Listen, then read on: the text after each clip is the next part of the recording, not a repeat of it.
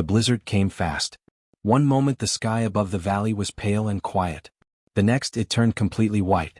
The wind screamed down from the peaks and threw snow so hard it felt like gravel against bare skin. The temperature dropped so fast that the trees cracked like gunshots in the dark. Most men would have turned back. Arlo Webb was not most men. He was 52 years old, with hands like worn leather and a face that had been carved by 14 winters in the high country. He was not tall, but he was solid, the kind of solid that comes not from youth but from years of hard, quiet work. He carried a pack that would have bent a younger man double, and he walked through the growing storm with his head down and his eyes reading the ground ahead, one step at a time. He had been checking his trap lines on the northern slope when the weather turned. He knew these mountains better than he knew anything else in the world. He knew the way the wind moved around the eastern ridge. He knew where the ice hid under fresh snow and where the rock beneath was safe to step on. He knew every hollow and every shelter and every place a man could wait out a bad storm without losing fingers or worse. And he knew about the tunnel. Most people in the valley did not know it existed. It sat in the eastern face of a high ridge that no official trail ever crossed, hidden behind a fall of old rock that made it look like nothing more than a shadow on the cliff face. Arlo had found it 6 summers ago during a long dry stretch when he had pushed further north than usual.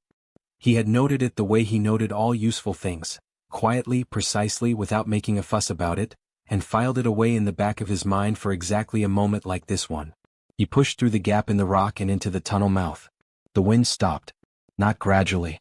Immediately. One step inside and the howling blizzard became a low, distant moan, like something angry that could not quite reach him. The cold was still there, but it was the cold of still air which a man could manage. Arlo stood just inside the entrance and let himself breathe for a moment. His lungs ached from the wind. His beard was full of ice. He pulled out his small lantern from the top of his pack, struck a flame and looked ahead. The tunnel was wide enough for 2 men to walk side by side without touching the walls. The stone was smooth in a way that no natural tunnel ever was, but also in a way that no human tool had made. Whatever had shaped this place, it was old. Older than the settlement in the valley. Older than any map Arlo had ever seen. The walls curved gently inward at the top, and the floor was flat and dry and faintly warm under his boots. He noted the warmth. That was unusual. He filed it away and moved inward. The further he went, the quieter it became. The storm outside faded to nothing. His lantern threw a small yellow circle of light ahead of him and pushed the dark back just far enough. He moved slowly, the way he always moved in unknown ground, not with fear but with attention. There was a difference. He had gone perhaps 100 steps when the smell reached him. It was warm and faintly mineral, like hot stone after summer rain, or the air around a forge that had been burning all day. It was not unpleasant. But it was alive. That was the only word for it. It had the quality of something breathing, something generating heat from the inside out, the way animals do and rocks do not. Arlo stopped. He held his lantern up and looked ahead. At first he saw nothing but the tunnel continuing into the dark. Then the lantern light caught something, a faint shimmer, low to the ground, off to the right side where the tunnel widened into a shallow hollow in the wall. He kept his feet still and moved only his arm, angling the light toward it. Scales. Small scales. Pale and flat and dull, the color of old ash. 3 sets of them, pressed together in a hollow that looked like it had been used for exactly this purpose for a very long time. Smooth stone worn by years of warm bodies lying against it.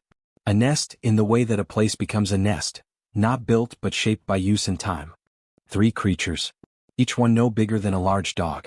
They were tangled together the way young things tangle when they are cold and frightened, legs and tails and necks all overlapping, each one trying to be as close to the others as possible. Their sides rose and fell in shallow, labored breaths. The scales were wrong.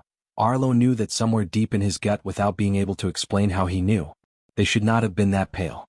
That flat. That still. They were starving. He stood there for a long moment and looked at them. He was a practical man. His mind moved through practical things quickly and clearly. These were dragons. That much was obvious even to a man who had never seen one this close. Small ones. Young ones. Alone in a tunnel in the middle of a blizzard, barely breathing, pressed together for warmth that was not enough.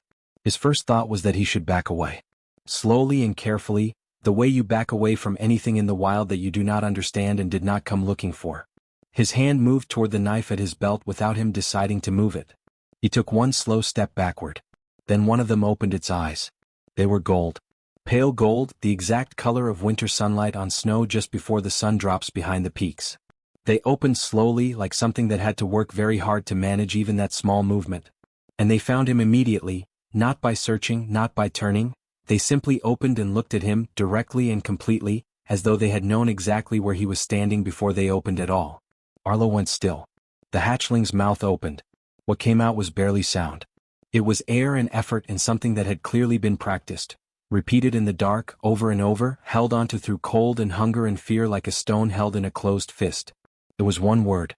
Please. Arlo did not move. The word sat in the tunnel between them, in the quiet, in the dark outside the lantern's edge. It was the right word. Not a growl, not a hiss, not any sound an animal makes when it is cornered or threatened. It was the word a person uses when they have nothing left to offer and nothing left to argue with. When the only thing left is to ask. His hand was still near his knife. He looked down at it. He looked at the pale gold eyes that had not moved from his face. He thought about the cold outside. He thought about 3 sets of shallow breaths and dull scales and a hollow in the stone that had kept them alive this long but would not keep them alive much longer. He thought about a word spoken by something that should not have known it, in a voice that had nothing left in it but the word itself. He let his hand fall away from the knife. He did not make a decision exactly. It was more that the decision made itself, quietly, without drama, the way water finds its level without being told to. He simply stopped moving backward.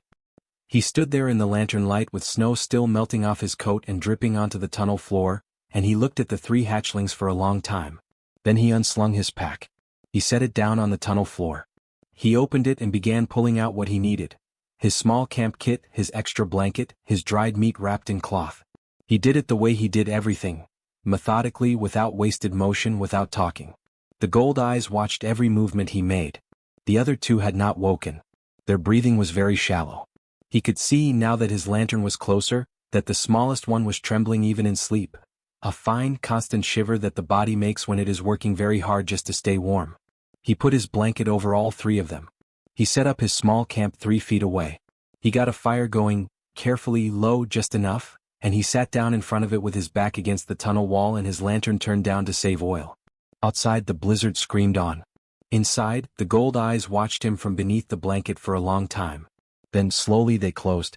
Arlo sat in the quiet and the firelight and listened to 3 small sets of breathing gradually grow a little deeper, a little steadier, a little more like things that intended to stay alive. He pulled out his hardtack and ate in silence. He did not ask himself what he was doing. He already knew. He was staying. The fire burned low but steady. Arlo fed it small pieces of dry wood from the bundle he always carried in the bottom of his pack, enough to last a night if he was careful. He was always careful. He sat with his back against the tunnel wall and his knees pulled up and watched the 3 small shapes under his blanket breathe. They breathed better now. Slower and deeper than before. The trembling in the smallest one had stopped about an hour after he covered them. He had watched that closely, the way you watch something that is in danger of going the wrong way, waiting for it to go the right way instead. When the shivering finally stopped and her breathing evened out, he had let out a breath he had not realized he was holding. He ate his hardtack slowly and did not sleep. He was not afraid exactly. But he was alert in the way the mountain had taught him to be alert. Not tense, not jumpy, just fully present. Paying attention. There was something in this tunnel that he did not yet understand, and Arlo Webb did not sleep well in the middle of things he did not yet understand. The gold-eyed one woke first. It happened quietly.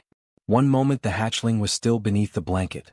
The next, its head was up and those pale gold eyes were open and fixed on Arlo with an expression that was hard to read because it belonged to a face built differently from any face Arlo knew how to read.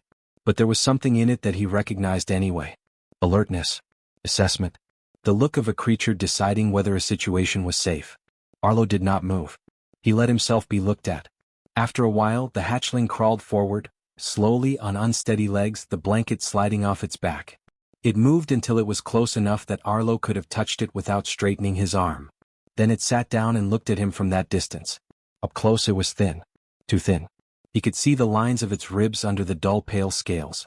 Its neck was long and its head was narrow and its eyes were too large for its face in the way that young things often have features that have not yet grown into proportion. It looked, Arlo thought, like something that should have been twice this size by now. He reached into his pack and pulled out a strip of dried venison. He held it out without moving toward the hatchling.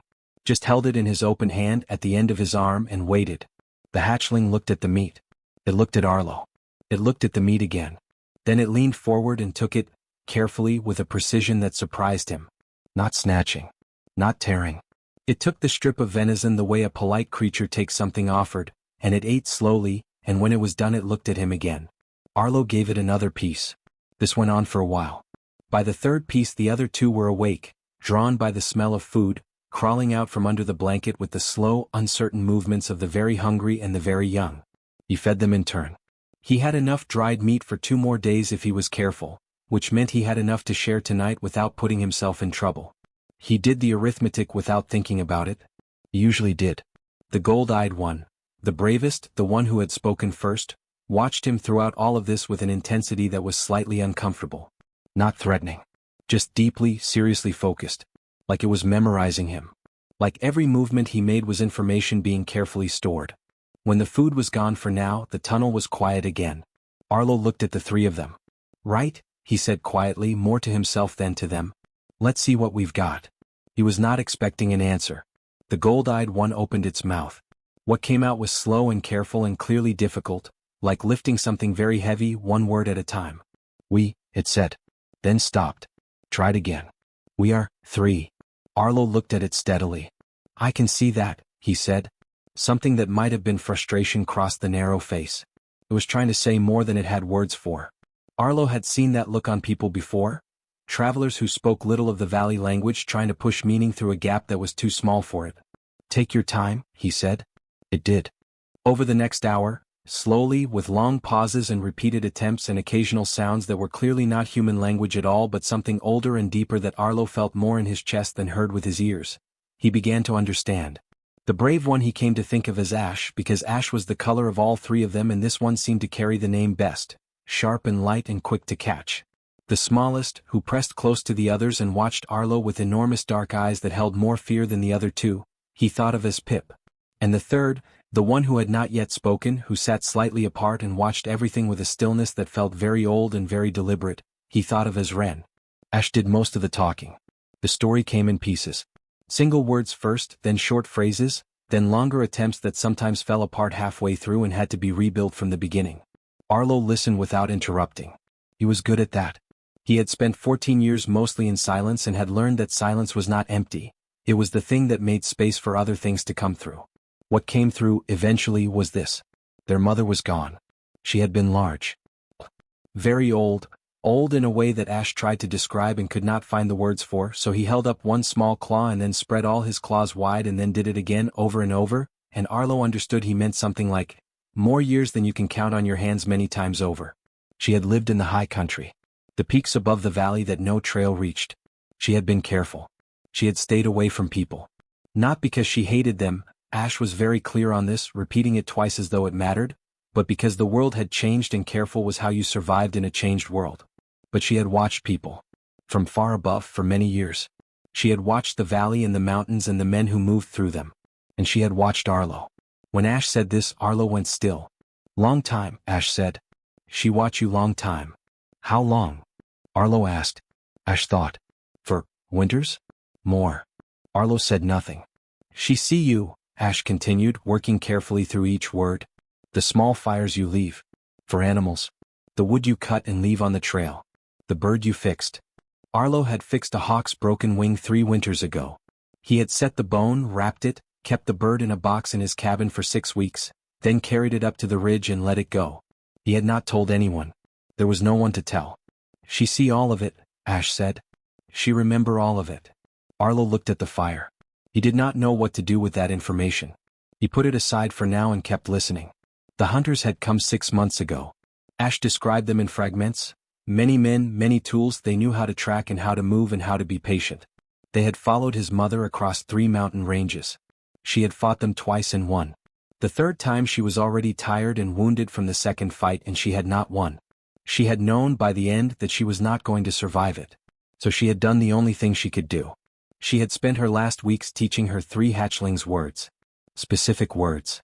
Human words, the ones that mattered most. And she had told them about Arlo. Not his name. His shape. His walk. The way he moved through the mountains. The small fires he left. She had described him carefully and completely, and she had told them that if anything happened to her, They should go to the tunnel in the eastern ridge and wait. Because he would come. Arlo sat with that for a long time. A dying dragon had spent her last weeks on this earth making sure her children could say one word to a lone mountain man in a dark tunnel. Please. He breathed out slowly. It was Ren who spoke then. She had been silent the entire time, sitting apart, watching him with those calm, deep eyes that belonged on something much older than the small body they sat in. She spoke only once. But she spoke clearly and without hesitation, as though she had been holding the words carefully and was now ready to set them down. She said, Ren told him quietly, you would be angry first. She paused. Then you would stay. Arlo looked at her for a long moment. Then he looked at the fire. He added the last piece of wood and pulled his coat tighter and leaned his head back against the tunnel wall. Outside the blizzard was still going. Inside, 3 young things that had lost everything were watching a man who had also lost everything, and the fire between them was small but it was warm and it was enough. He was not angry. That was the thing he could not quite explain even to himself. He had expected to be. He had braced for it the way you brace for cold water, ready for the shock of it, ready to push through it and come out the other side with a clear head and a practical decision. But the anger had not come. What had come instead was something quieter and heavier, from a place in his chest that he had kept very still and very quiet for a very long time. Pip crawled forward while he was staring at the fire. She moved slowly like she was not sure she was allowed. She stopped just beside his boot. Then she pressed her nose against it, once very gently, and curled up against it and closed her eyes. Arlo looked down at her. He looked up at the tunnel ceiling. He breathed out once through his nose. Right, he said to no one in particular. He did not sleep for a long time after that. But he did not move either. He sat in the quiet and the firelight while 3 young things slept around him, and he thought about a mother he had never known who had seen him clearly in the hours when he thought no one was watching. It was the strangest feeling he had had in 14 years. It felt, in some way he could not name, like being known. The storm broke just before dawn. Arlo knew it before he heard it. The quality of the silence changed. The tunnel stopped vibrating with the deep pressure of the blizzard and went still in a way that meant the worst of it had passed. He had slept in short stretches through the night, waking every hour or so to check the fire and check the 3 hatchlings and listen to the storm. Now he sat up, rolled his neck, and looked at the tunnel mouth where pale gray light was beginning to show. He stood and walked to the entrance. The world outside was remade entirely. Everything was white. The trees wore thick coats of snow that bent their branches down toward the ground. The sky above was clear and hard and cold.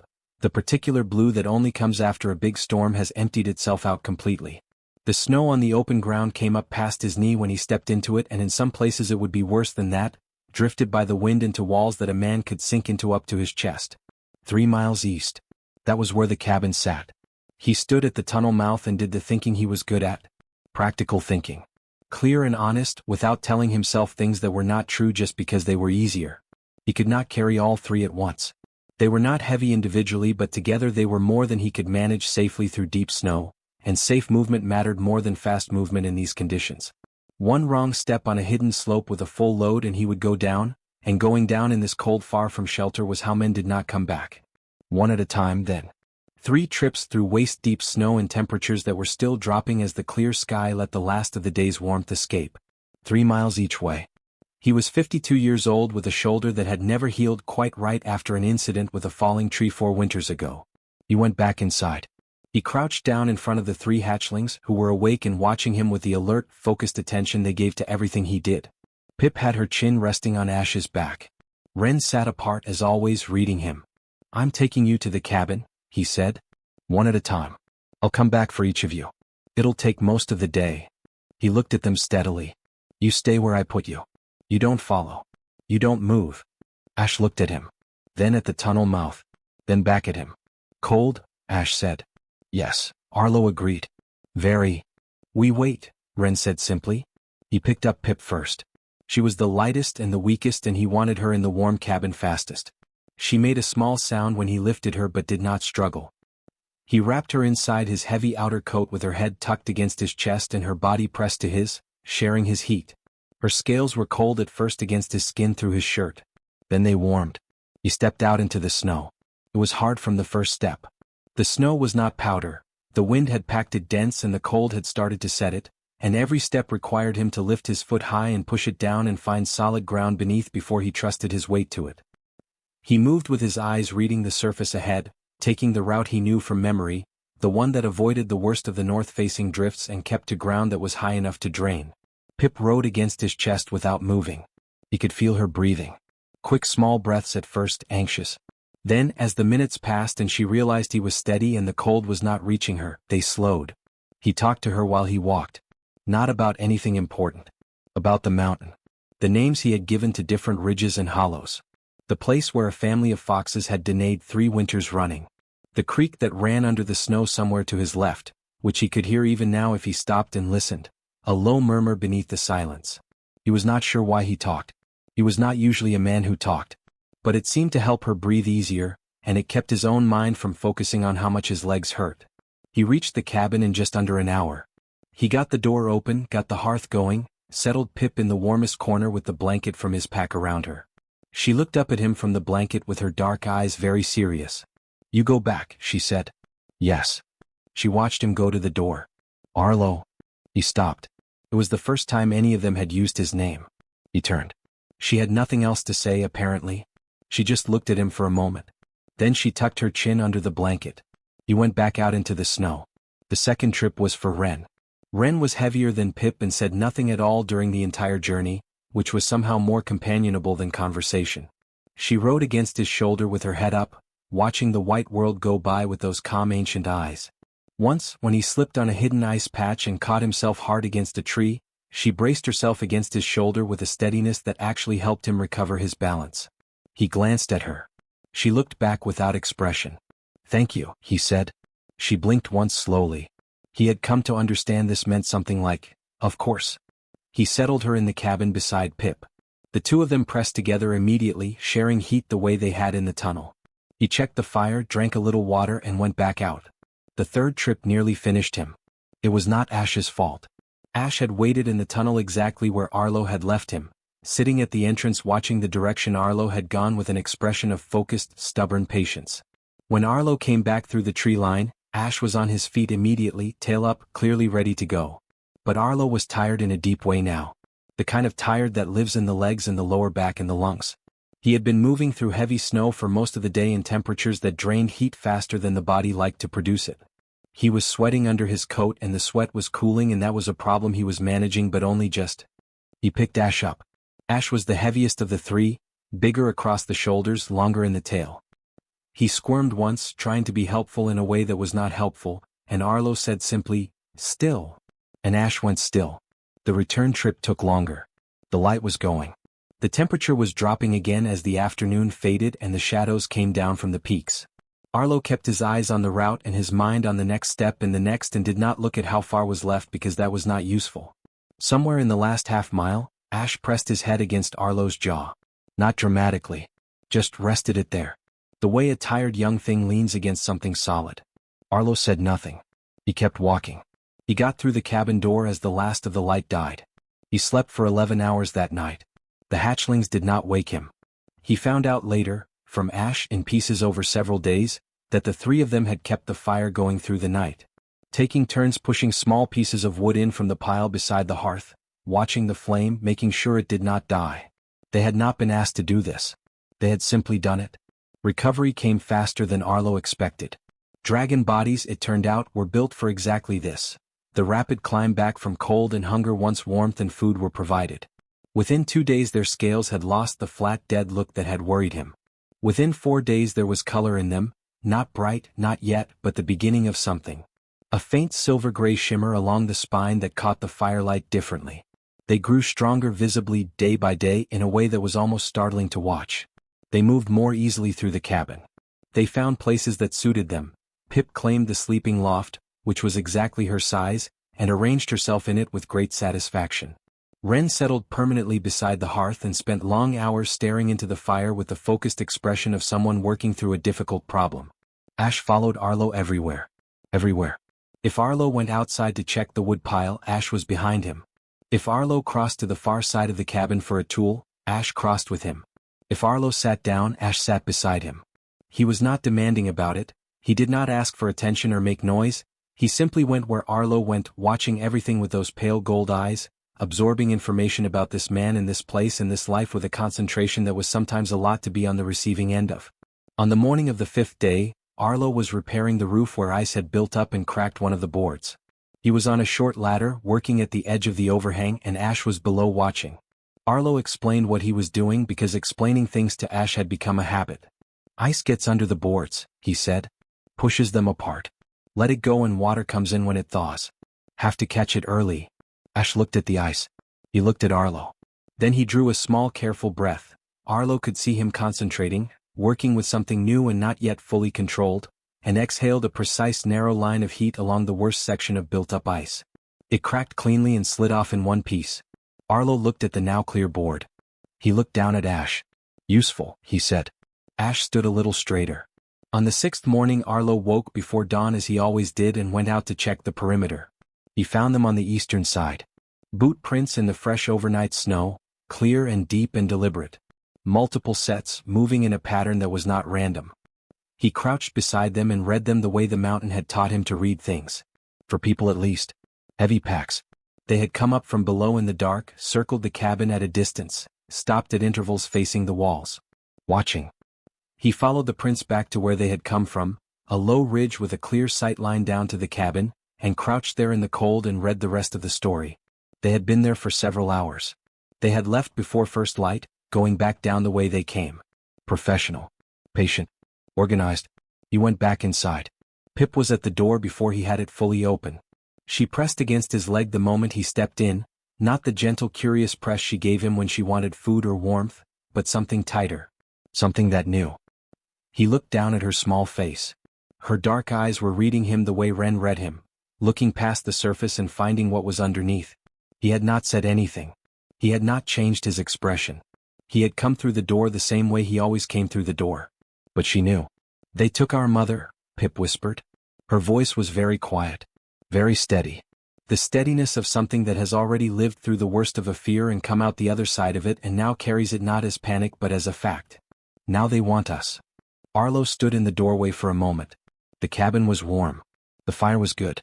Ash was watching from across the room and Ren had lifted her head from beside the hearth and both of them were very still. He closed the door. He dropped the heavy bar across it. He crossed to the wall where his rifle hung and took it down and checked it the way he always checked it, methodically, without hurry, every part examined and confirmed. Then he sat down at the table and began to think. He had made a choice in that tunnel when he stayed. He understood now, fully and completely, what that choice had cost him and what it would continue to cost him. He found, sitting there in the warm cabin with 3 pairs of eyes watching him and the boot prints still fresh in the snow outside, that he did not regret it. Not even slightly. They came on the 8th morning. Arlo heard them before he saw them. Not because they were loud, they were not loud, which told him something. Most men moving through mountain snow made more noise than they intended to. These ones kept it down. Controlled steps. Measured spacing. The sound of people who had done this kind of work before and knew how to do it quietly. He was already up. He had not slept well. The boot prints from 2 mornings ago had stayed in his mind the way a stone stays in a boot. Small but constant, impossible to ignore for long. He had spent the last 2 days doing what he always did when something was coming that he could not stop from coming. He prepared. He went to the window and looked through the gap in the shutter. 6 of them. Coming up the cabin trail in a loose line, spread just far enough apart to make a single shot useless but close enough to support each other. Good coats. Good boots. Rifles on their backs and shorter weapons on their hips. They moved with the particular ease of men who were used to being the most dangerous thing in whatever place they walked into. Their leader was out front. He was broad. Not tall but wide, thick through the chest and shoulders with a face that had been weathered by years of outdoor work into something flat and unreadable. He walked with a slight forward lean, like a man always about to start pushing against something.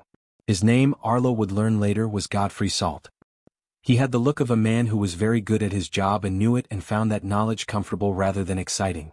Salt stopped at the edge of the clearing and looked at the cabin for a moment. Then he walked to the door and knocked on it. Not hard. Not aggressive. The knock of a man who believed the door would open because doors opened for him. Webb, he called. His voice was even and carrying, a voice built for being heard across distances. We know you're in there. We know what you have. Come out and we can talk about this like sensible men. Our employer is generous. There's money in this for you if you cooperate. Inside the cabin, the hatchlings were in the loft. All 3 of them, for once without argument. Arlo had put them there an hour ago when he first heard movement on the lower trail. He had pointed up, said one word, "Stay," and something in his voice had communicated what words alone might not have, because all three had gone up without a sound and stayed there. Arlo was not at the door. He was at the back of the cabin, lifting the small hidden panel in the rear wall that he had cut 2 winters ago for no reason he could have explained at the time except that a man who lived alone in the mountains with no neighbors and occasional difficult visitors should probably have more than one way out of any room he slept in. He slipped through it into the cold. The back of the cabin faced a dense stand of old spruce trees that ran up the slope and bent around to the north. The snow here was in shadow and had stayed dry and light, easier to move through quietly if you knew how to lift your feet. Arlo moved into the trees without leaving a clear trail, stepping on root lines and rock where he could, keeping low under the heavy branched spruce where the snow was thinnest.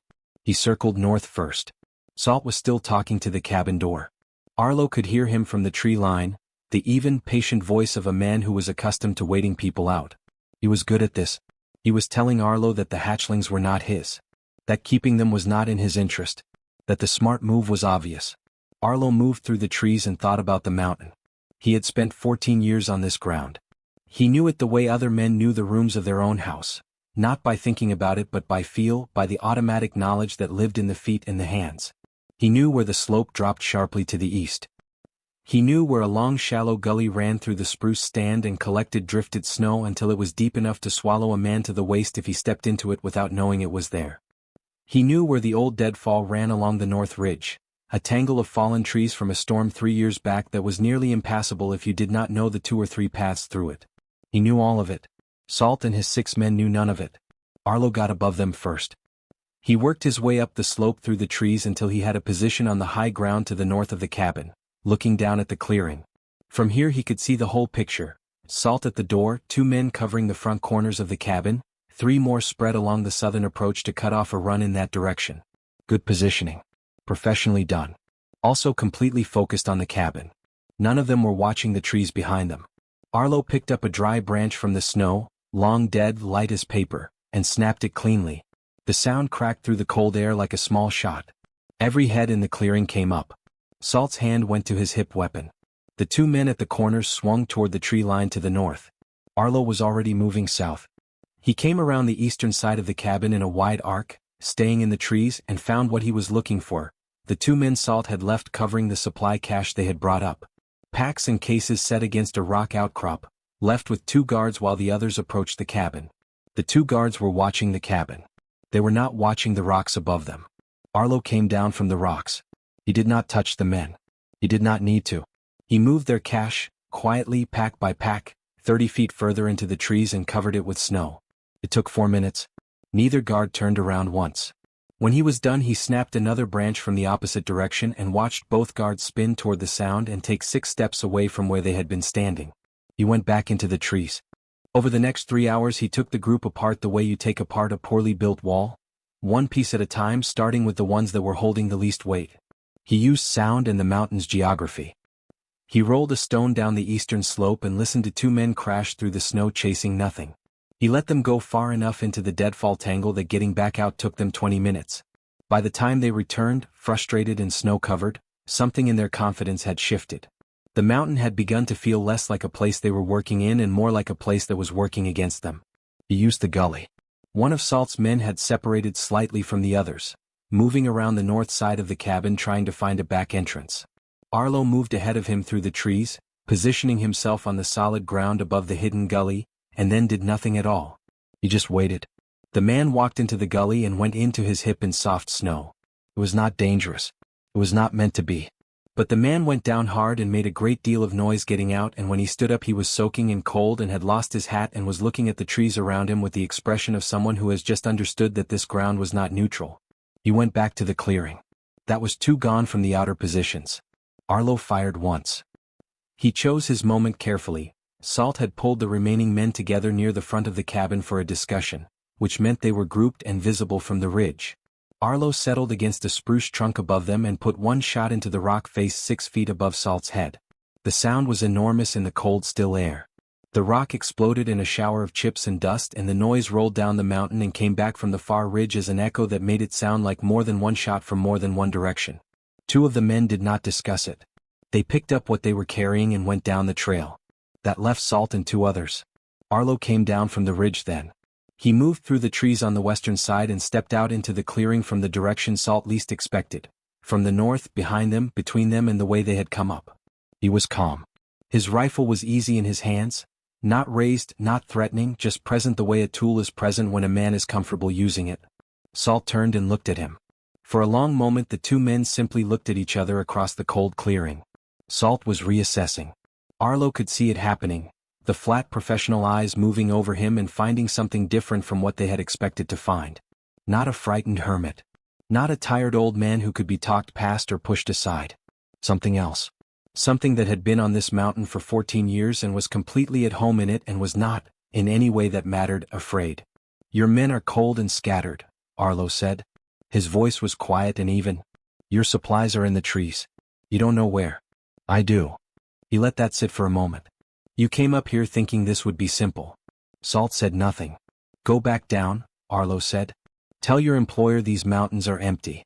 Not worth the trouble. Not worth the cost." He looked at Salt steadily. "You're a professional.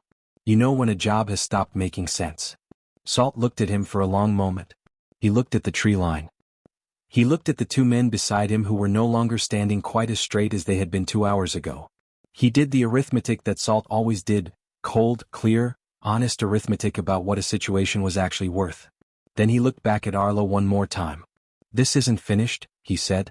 "Maybe not," Arlo said. "But today it is." He held Salt's gaze without blinking. "This is my mountain. I've been here 14 years. I'll be here 14 more. You came up here for a day." He paused. "You're just visiting." Salt held his eyes for 3 more seconds. Then he turned and walked down the trail. His 2 remaining men followed without being told. Arlo stood in the clearing and watched until the tree line swallowed all 3 of them. Then he stood there a little longer, listening to the mountain go quiet again. The deep, clean quiet of a place that had returned to itself. He went inside. Ash was at the top of the loft ladder looking down at him with wide pale gold eyes. "They're gone," Arlo said. Ash looked at him for a moment. Then, carefully and seriously, in the voice he used when he was saying something he had been thinking about for a long time. "You went out alone," Ash said. "Against 6. Yes. You were not afraid." Arlo hung his rifle back on the wall. He went to the hearth and crouched to build the fire up. "I didn't say that," he said. Ash was quiet for a moment. Then he climbed down from the loft and came and sat beside Arlo in front of the growing fire. He was close enough that his shoulder pressed against Arlo's arm. He did not say anything else. He did not need to. Salt had said his employer would send more. Arlo believed him. He had believed him the moment Salt said it, not because of the threat in the words but because of the flatness in Salt's voice when he said them. It was not a warning. It was just a fact being stated by a man who had no reason to lie about it. His employer was the kind of man who sent more. That was simply what that kind of man did. Arlo spent 2 days thinking. He did not pace. He did not worry in the way that some men worry, loudly, in circles, burning energy on the same thought over and over. He sat with the problem the way he sat with all difficult problems, which was quietly and honestly, turning it over and looking at each side of it without telling himself comfortable things that were not true. The cabin was a known location now. Salt had found it, which meant whoever came next would have directions. The cabin had 1 door, limited sight lines in the heavy winter tree cover, and no high ground advantage. More men meant more angles. More angles meant the terrain tricks that had worked against Salt would not work as well against a larger and better prepared group. Waiting was a losing position. He looked at the map on the back wall. His own map, hand-drawn over 14 years, updated every season, every trail and ridge and hollow he had ever walked marked in small careful lines. His eye moved north. Up past the last marked trail. Up past the tree line. Into the area he had always left blank except for 4 words written small in the corner of that section. "Do not go here." He had written that 6 years ago after a solo push north had brought him to the edge of a high plateau and left him with a strong and specific feeling of being watched by something very large that he could not see. He had turned around without argument and come home and written those 4 words and respected them ever since. He looked at the 3 hatchlings. Wren was watching him from beside the hearth. She had been watching him for the better part of an hour with the patient, focused attention she gave to things she considered important. "We're going up," Arlo said. Wren nodded once. Like she had been expecting it. "Home," she said quietly. They left before dawn on the 3rd morning after Salt.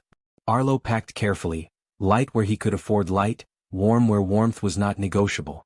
3 days of food. his heaviest coat, the rifle and enough ammunition to make a point if a point needed making.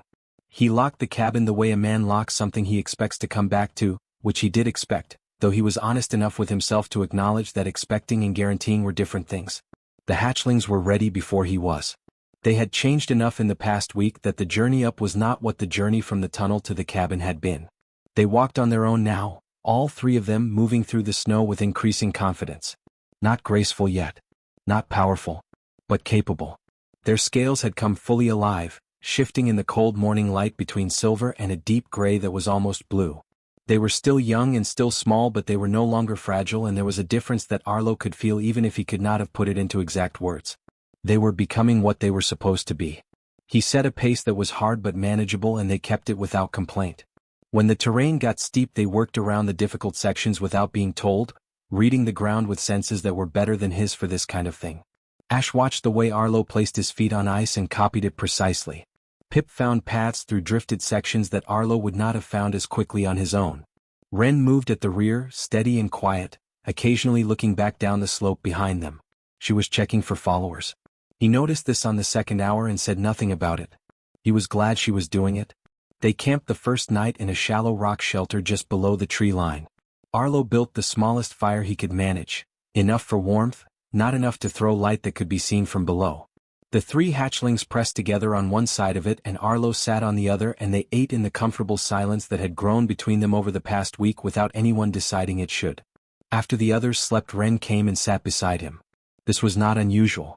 She had done this before, waited until the other two were settled and then moved close and sat in the dark with him. He had come to understand that Ren said things in private that she did not say in front of her siblings.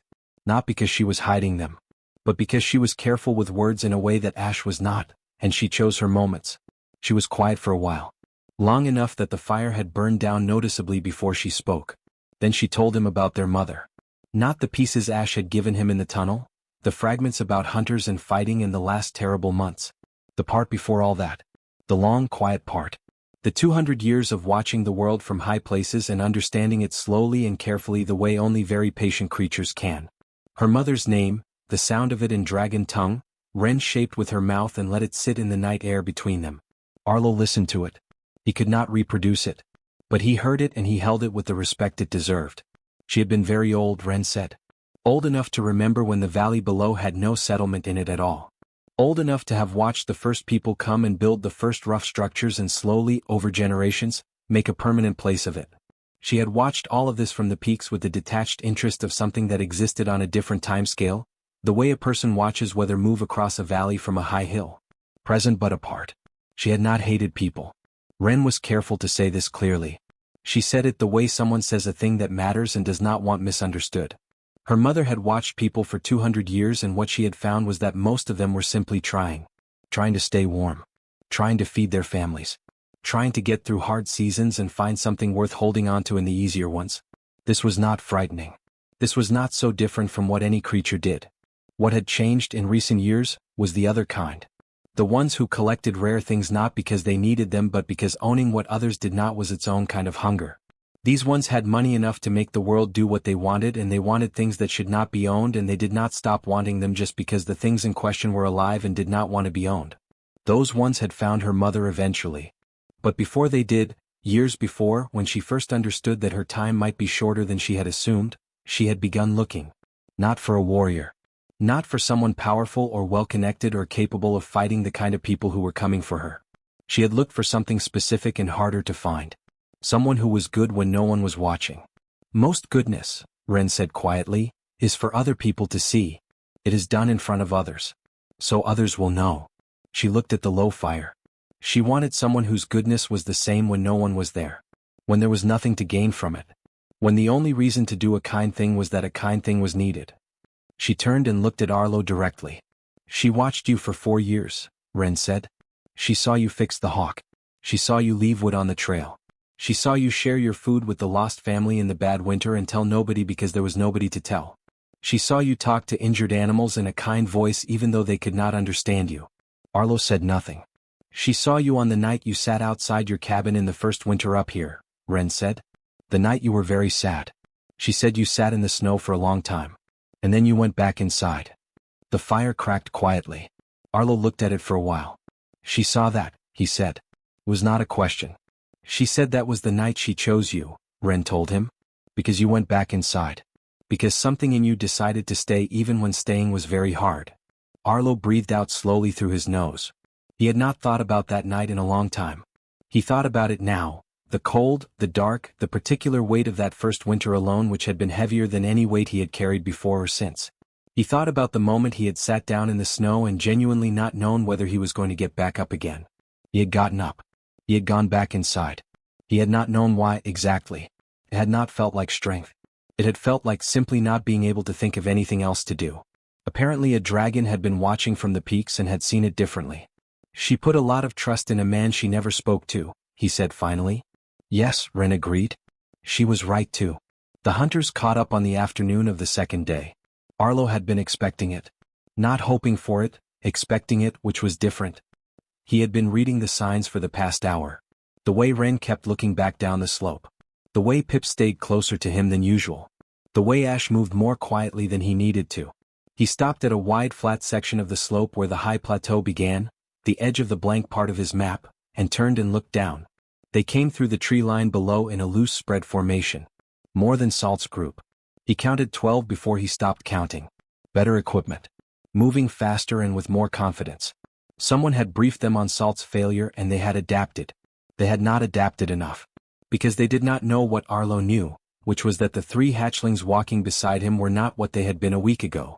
And they did not know what was above them, in the high plateau in the blank part of the map, and they had no way to know that what had answered the feeling of being watched 6 years ago was still up there. The 3 hatchlings stopped. They stopped at the same moment without any signal that Arlo could see. All 3 of them turned to face downslope. Their scales shifted, the silver gray deepening, brightening, becoming something more vivid than Arlo had seen from them before. They stood very still. Then the sound began. It started below what Arlo could hear. He felt it first in his boots, a vibration coming up through the rock beneath the snow. Then it rose slowly into the low edge of hearing and kept rising. Not a roar. Not a cry. It was harmonic, layered like 3 notes that fit together into something larger than any of them alone.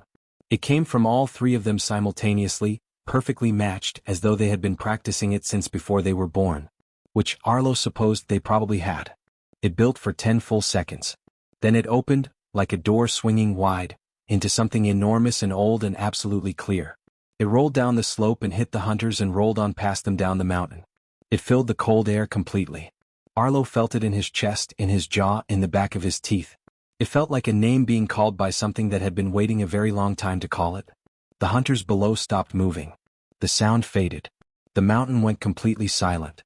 And then, from above, from the high plateau beyond the edge of Arlo's map, from the blank place where he had written 4 words of warning to himself, the answer came. It was enormous. There was no other word for it. It was not loud the way an explosion is loud. It was loud the way the mountain itself is loud when it decides to move. It came from above and it came from the north, and a third voice answered from somewhere further east. Further away but just as unmistakable. Deep and massive and alive and absolutely certain of itself. The rock under Arlo's boots hummed with it. He looked down at the hunters on the slope below. He watched them look up. He watched them look at each other. He watched the thing happen that he had spent 14 years watching happen when men in the mountains encountered something genuinely larger than themselves. The moment when the arithmetic of the situation becomes suddenly and completely clear. They did not discuss it. The ones at the front turned first. Then the ones behind. No shouting. No scrambling. Just a group of 12 armed professionals turning around and going back down the mountain at a pace that was not quite running and was also not quite not running. Within 3 minutes the slope below was empty. Arlo stood on the edge of the high plateau in the cold silence and looked at where they had been. Then he looked up at the peaks above him. Then he looked at the 3 hatchlings standing beside him, scales bright, chest still, eyes wide and upturned toward the plateau above with an expression that was complicated and private and full of something he did not have a word for. He put his hand gently on top of Ren's head. She leaned into it just slightly. "Let's keep moving," he said quietly. And they did. The high plateau was unlike anything below it. Arlo had lived on this mountain for 14 years and thought he knew it completely. Every trail. Every hollow. Every place where the wind came from and every place where it went. He had walked this range in every season and in every kind of weather and had believed, with the quiet confidence of long experience, that he understood this place as well as any man could understand a piece of ground. The plateau showed him he was wrong. It was vast and open and completely still in a way that the lower mountain never was. The snow up here was untouched, not a single track in any direction, no sign that anything had moved across it recently. The peaks rose around it on three sides like walls, close enough that Arlo could see the individual lines of rock in their faces. The sky above was a hard deep blue, the kind of blue that only exists at altitude, and the light that came through it was sharp and clear and made everything look more itself than usual. And it was warm. Not warm like a fire or warm like a sheltered valley. Warm in the way the tunnel had been warm. A deep, steady living heat that came up from the rock beneath the snow and from the air itself and had nothing to do with the sun. Arlo felt it the moment they crossed onto the plateau and he understood immediately what it meant. This place had been kept warm for a very long time by things that generated heat the way the hatchlings did, from the inside out, constantly, as natural as breathing. The three hatchlings felt it too. He could see it in them, the way their scales shifted and brightened the moment they stepped onto the plateau, the way their heads came up and their breathing deepened. Pip made a small sound he had not heard from her before. Not words. Just a sound, low and warm and completely unguarded. The sound of something arriving somewhere it recognized. Ash turned in a slow circle, looking at everything. Ren stood still with her eyes closed and her face turned slightly upward and breathed. Arlo gave them time. He set his pack down on a flat rock and sat on it and let them have the moment without putting himself in the middle of it. He was good at staying out of moments that did not belong to him. He had always been good at that. After a while the three of them drifted back toward him. Not urgently. Just naturally, the way they always moved back toward him, as though he were a fixed point they were orbiting and occasionally needed to return to. They sat together on the plateau in the strange warm stillness and looked at the peaks around them. Arlo had been thinking for the past hour about what he needed to say. He had turned the words over during the climb, looking at them from different angles, trying to find the version that was most honest and most kind at the same time. He was not a man who was good with speeches. But he was a man who believed in saying necessary things clearly, without dressing them up in extra words that made them easier to say but harder to understand. He looked at the three of them. "This is where I leave you," he said. None of them moved. "Your kind are up here. You heard them answer your call. They know you're here now." He kept his voice even and quiet. "You belong in this place. Not in a cabin 3 miles down a mountain with a man who traps and cuts wood and doesn't talk much." He paused. "You've been through a hard thing. You lost your mother. You were cold and hungry and alone. But that part is over now. You're safe. You're where you should be." He looked at each of them in turn. "I'm glad I found you in that tunnel," he said. "I'm glad you're alive. I'm glad we made it up here." He breathed out slowly. "But this is where it makes sense for things to end. You go on. I go back down. That's the right shape of it." He stopped talking. The plateau was very quiet. Ash was looking at him with those pale gold eyes and his expression was complicated in a way that was hard to read on a dragon face but that Arlo had spent enough time around to understand. There was something being held back in it. Something that wanted to argue but was not sure yet how to argue it. Pip had moved close to Arlo's boot. She pressed against it and stayed there and said nothing and did not look like she had any intention of moving. Ren had not moved at all during his speech. She sat exactly where she had been sitting, looking at him with the calm and ancient expression that had been on her face in the tunnel when she was barely breathing and barely alive and had still managed to look like something older than the stone around her. She was quiet for a long moment after he finished. Then she stood up. She walked forward until she was directly in front of him, close enough that he could have put his hand on her head without reaching. She looked up at him and took a slow breath, and when she spoke more words at once than he had ever heard from her. More than in the tunnel. More than on the night she told him about their mother. More than at any point in the time he had known her. She spoke carefully. Each word placed like a foot on uncertain ground, tested, confirmed, then trusted. "You said you are just a man," she began. "You said this is the right shape of things. You said we belong here and you belong down there." She paused. "I want to tell you something," she said. "And I want you to hear it completely before you decide anything." Arlo said nothing. He waited. "Our mother watched this mountain for a very long time," Ren said. "She watched many men. Not just you. Many. Over many years. Men who were strong. Men who were clever. Men who were brave in the ways that other people could see and admire." She held his eyes. "She watched more than 100 men in these mountains across her life. She did not choose any of them." The wind moved across the plateau quietly. "She chose you," Ren said. "Not for your strength. Not because you were the best fighter or the best hunter or the most capable man on the mountain. She chose you because of who you were in the hours when it cost you something and no one was watching and there was nothing to gain. She paused. That kind of person is rare. She knew this.